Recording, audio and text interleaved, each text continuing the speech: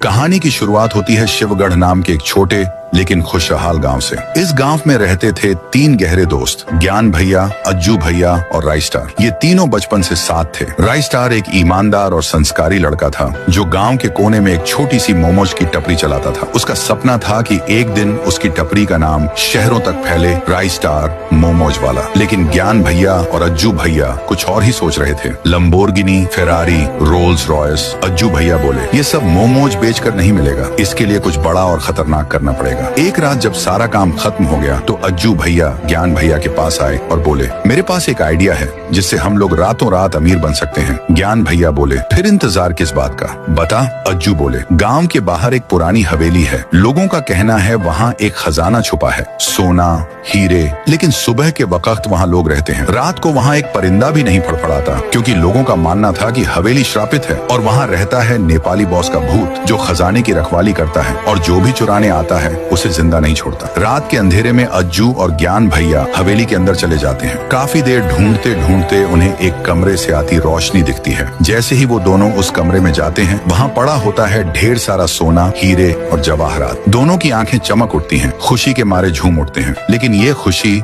ज्यादा देर टिकने वाली नहीं थी। तभी उन्हें एक डरावनी आवाज सुनाई देती है, ए बेंचो सापरी, मुझसे बात करो। जब दोनों पीछे मुड़कर देखते हैं वहाँ कोई नहीं होता। लेकिन जैसे ही खजाने की तरफ नजर डालते हैं वहाँ खड़ा होता है नेपाली बॉस। वो गुस्से में चिल्लाता है, साला तुम लोग यहीं पे चोरी करेगा बहन का शॉट, मैं तुम लोगों को छोड़ेगा नहीं। नेपाली बॉस अपनी कटाना निकालता है और सीधा अज्जू भैया के सिर पर वार करता है। अज्जू भैया वहीं बेहोश हो जाते हैं। ज्ञान भैया ये देखकर बिना सोचे समझे खिड़की से कूद जाते हैं। लेकिन जैसे ही नीचे गिरते हैं वहाँ भी खड़ा होता है नेपाली बॉस। अगली सुबह राई स्टार अपनी मोमोज की टपरी पर अकेला होता है। तभी आता है अमित भैया, एक प्लेट मोमोज देना। राई स्टार पूछता है, तूने अज्जू या ज्ञान भैया को देखा? अमित कहता है, कल बोल रहे थे हवेली जाने का प्लान है पर मैं नहीं गया। ये सुनते ही राई स्टार को कुछ गड़बड़ लगती है। वो फौरन अपनी बाइक उठाता है और निकल पड़ता है। हवेली के बाहर उसे अज्जू भैया की बाइक खड़ी मिलती है। अमित डरते हुए कहता है, मत जा, सुना है उस हवेली में नेपाली बॉस की आत्मा रहती है। राई स्टार गुस्से में जवाब देता है, वो मेरे दोस्त हैं, उनके लिए मैं कुछ भी कर सकता हूँ। हवेली में घुसते ही उसे अज्जू और ज्ञान दोनों बेहोश मिलते हैं। तभी पीछे से आती है एक भयानक आवाज, बहन का शॉट, छपरी साला,